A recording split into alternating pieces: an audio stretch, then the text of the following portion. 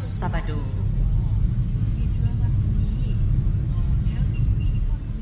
Ang kumpanya ko, ayun nyo, iboto ang linya ni Marcos o linya ng mga Pinklawan. Wala yun na mahimo sa kalibutan. Sa kalibutan ng Pilipinas. Puro corruption. Puro drugs. Ayun na iboto niya si Lima. Ayaw na iboto niya si Tulfo. At noong ng panahon na wala pa na siya sa government, nakalingkod. Naapag na siya sa television.